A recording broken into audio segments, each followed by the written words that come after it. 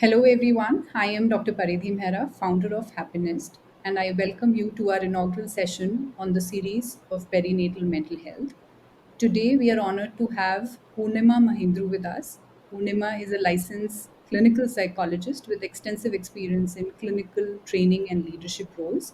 Currently, she is associated with the Green Oak, a community mental health initiative providing accessible and affordable psychiatry services in Bangalore. Additionally, Poornima serves as a lead faculty at the park.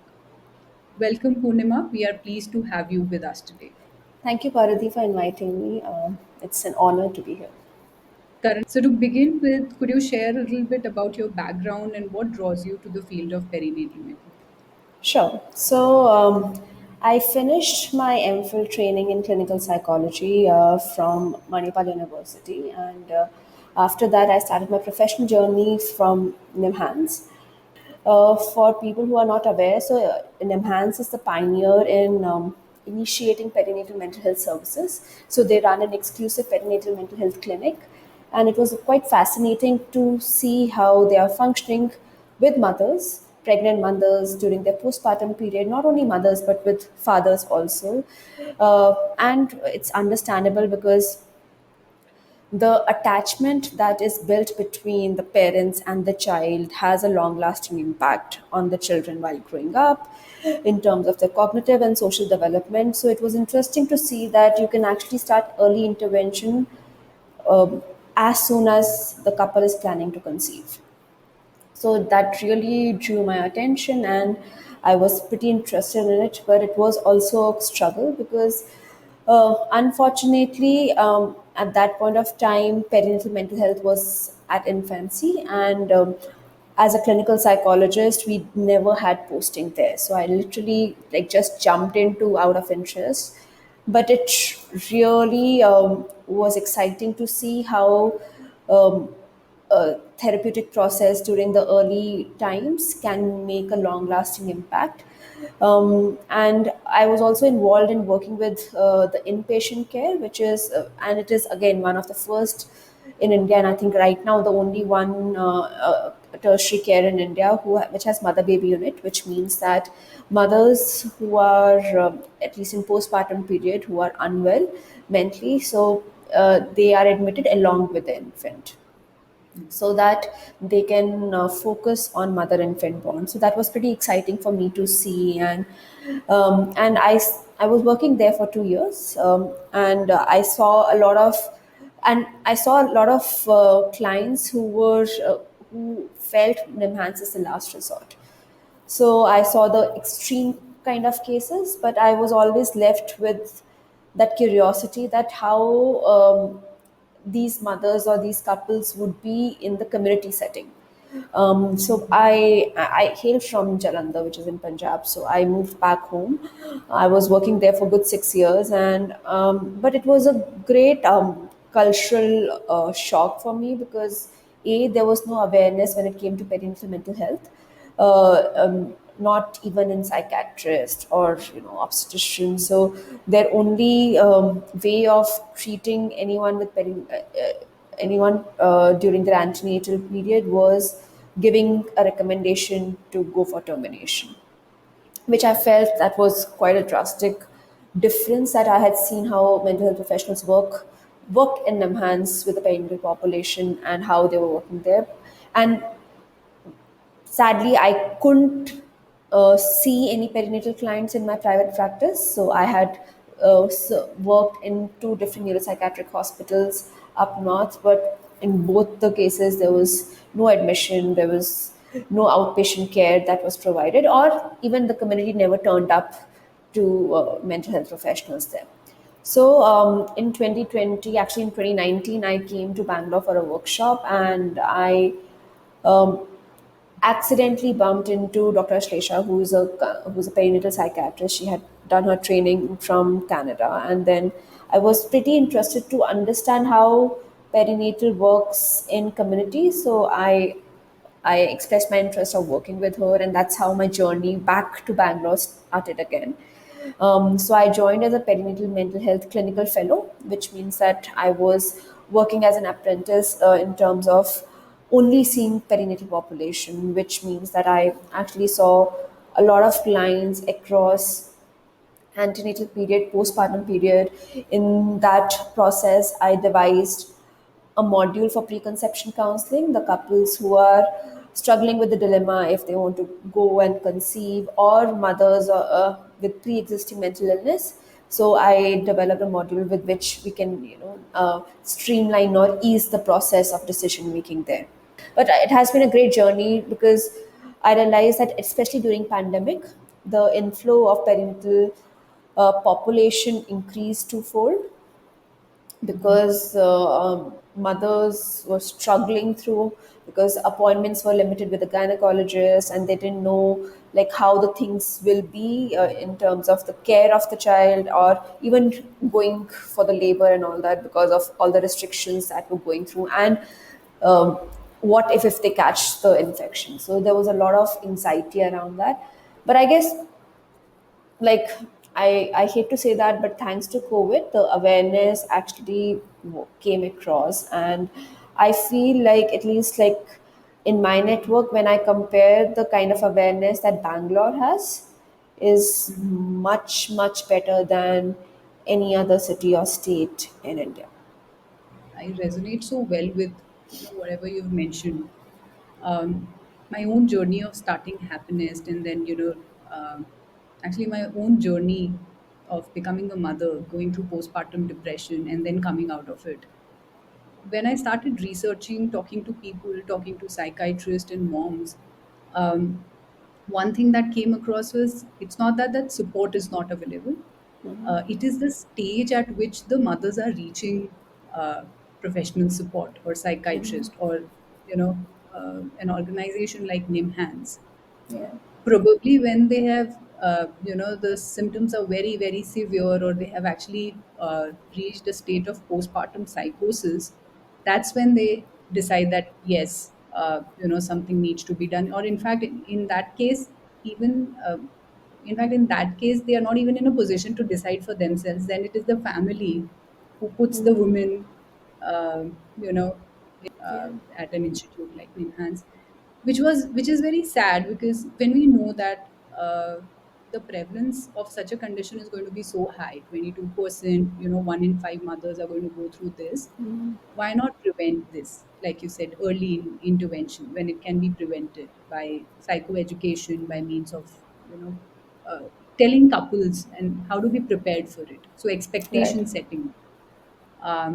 And that is also one of our missions, and one of the things that we are doing at Happiness. So I can totally resonate with what you've mentioned. Right, right. No, I completely agree with you in terms of, like, they end up going at the end stage. And one of the factors is cultural factors as well, because I guess a lot of mothers I end up seeing, so there is, I think motherhood is a very glorified phase. Like, like, Absolutely. it's the mother needs to be happy. So as soon as they deliver the child, they need to connect with the child, which kind of is not true completely, right? Like, because any female's body go through various changes in terms of physical, in terms of hormonal, in terms of, like, it's a totally unpredictable phase, right? So, and no matter how many books you read, like, it's an experience and every experience is different, right? You can be prepared theoretically, but I don't think like you can be 100% prepared. But I guess the expectations of the culture and society is such that you are expected to do. And a lot of, and with all the good intentions, your in-laws or your set of parents come and give suggestions which might or might not resonate with the mother or the father. So I guess that also contribute to a lot in terms of how mental health shapes up. Yeah, yeah. And like you mentioned, I mean, no matter how much you read about it, unfortunately, or at least in my case, um, I don't think there is enough education given about this. No one talks about this. For instance, Yeah. during my pregnancy, even before I conceived, or even during the pregnancy period, I read every pregnancy book I could read, right? But none of those mentioned about mental health. I mean, of course, there were words thrown here and there, but then it's all about, what to expect, how much is the baby growing, even all the antenatal checkups. They just check you for physical well-being. Absolutely. And I don't know if it's a universal practice in India or it was just, a one-off. But then there was no mental health screening which was done during pregnancy period. So again, no preparation to mentally prepare you for parenthood or motherhood per se. I agree with you, and the one of the reason is because of the lack of training, right? When we talk about gynecologists, when we talk about nurses, because they are your first contact during your antenatal period, perinatal mental health as a part of the curriculum is a very tiny or probably missing part when they are doing their post graduation in gynecology. However, we are seeing the changes. Like Kerala was one of the first state who actually introduced universal screening during their antenatal checkup, but that was also limited to the public sector. Again, Karnataka recently, I guess, there is something called Thai card, which is actually given to all the females who are consulting government consulting obstetricians working in government sector. But again, they are trying to screen the depression based on two questions, right? But that's also a good step forward. Now it has become mandatory, and and the government is trying to spread the awareness, but again, it has its own limitations. For example, we have introduced the two statements to screen, but are they enough? Because it's anyways a very stigmatized arena. So how much the mothers are comfortable to report it? Are gynecologists trained enough to ask in certain way?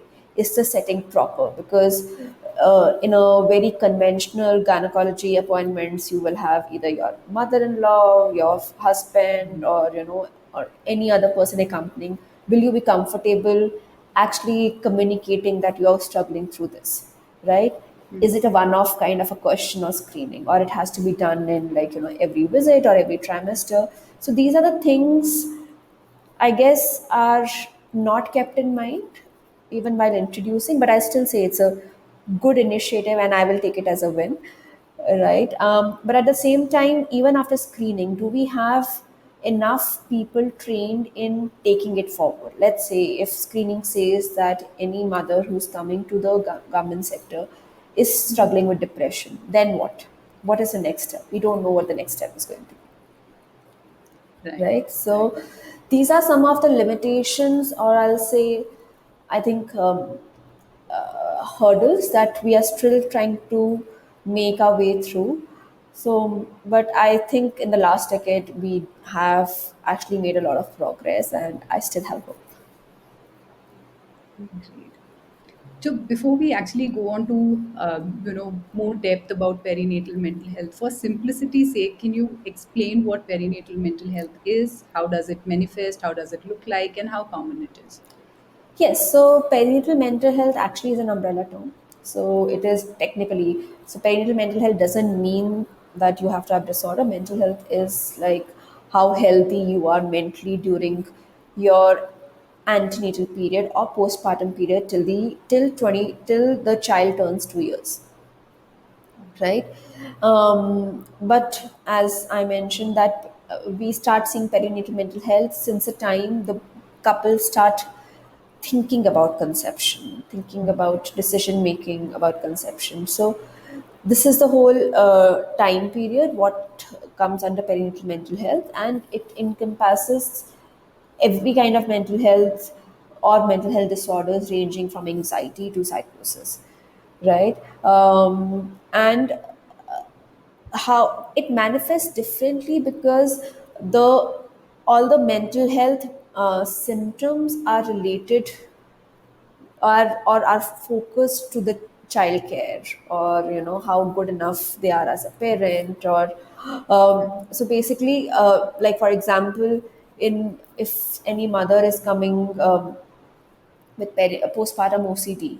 So they will be say if they are being good enough mother, or they are obsessively checking the breath of the child, right? So the manifestation of symptoms are revolving around the child, or how child is doing, how they are interacting with the child, and and the even the thought process, the cognitively also, the thoughts are related to the child. So that is a major difference there.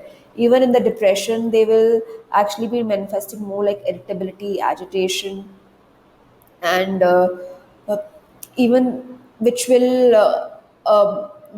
actually will manifest in terms of their withdrawal from the child, like the mother infant bond is not able to establish, or they feel like it's a responsibility, it's a burden. So uh, in a nutshell, as I mentioned, it's like the manifestation revolves around the child care. So that's how it is different from other from how a depression, anxiety, OCD, or different disorders will actually manifest in non-perinatal population. Okay. And how common is it for mothers to actually seek support for these conditions? I mean, from an Indian context. Um, Unfortunately, very very low. Like it says it all, right? Like as I was telling you, NEMHANS runs perinatal clinic only once a week, and that's only that much clients they are able to cater, because that's a turnover, right? And I will contribute it to a mental health as a concept being stigmatized among the population, general population anyway, but more so in antenatal or postpartum period, because talking about stress and being stressed out during this period is still stigmatized, is a big no-no. So I wonder if that is also one of the reasons that they hesitate to reach out for professional help, and plus a lot of stigma around psychotropic medication, because it's a notion that psychotropics are harmful for the fetal development and everything, even after during the postpartum period, when especially when the mother is breastfeeding. But there are a lot of safer medication that have come into some scene, and which can actually help both the mother and the child equally, during this phase. So I guess all the stigma around not to talk about stress, or about the psychotropic medication, or about if I will talk more, I will be stressed more. So or and one of the major factors also, like as I told you, that motherhood is conventionally proposed as a very glorified period.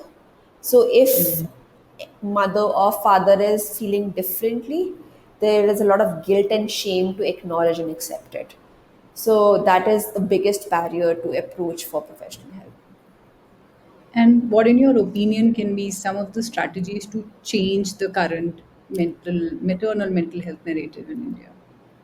I think talking a lot about it, you know, especially I think, and that is something that we are working towards, is training the obstetricians, midwives, nurses, because they are the first contact, and they share a kind of a very close connect with the mothers to be, because they are with them throughout their 9 months journey, or probably before that, since the time they have been planning to conceive, right? So them training them, making sensitizing them about mental health, and encouraging them to talk about it, or to identify the red flags or warning signs, in the patients who are coming to them and who are going through that process.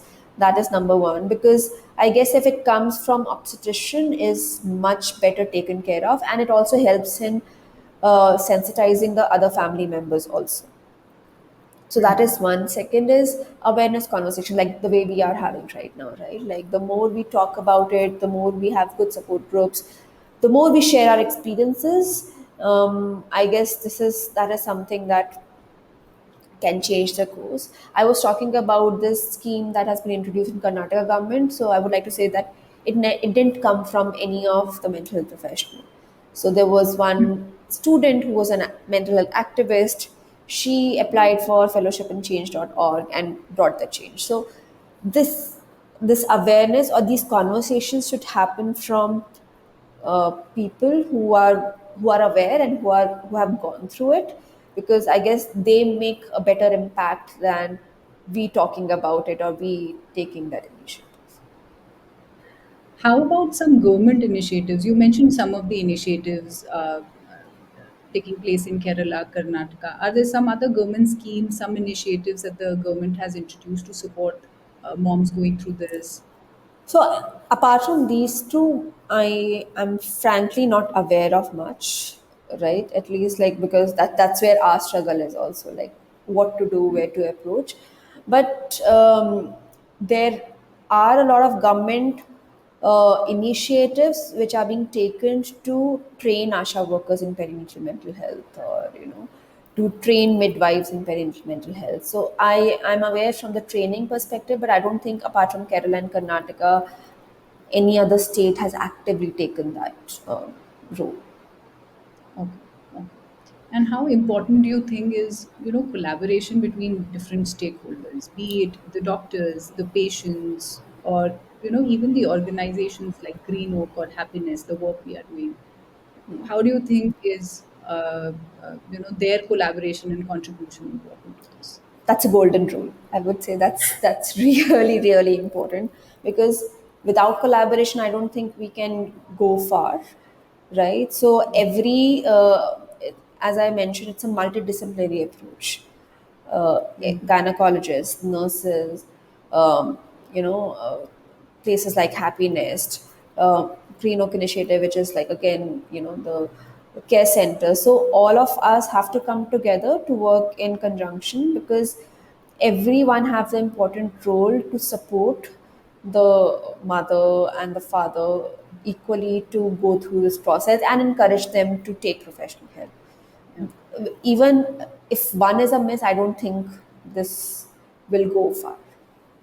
I mean, amazing insights, right from the discussion on the preventive aspect of it, or what's the role of anxiety and stress, and the effect of anxiety and stress on the baby, on the developing fetus, and then how it translates into cognitive and behavior changes when they actually grow up, when they Yeah. become teenagers. And then we spoke about the different conditions, how prevalent they are, the different government initiatives.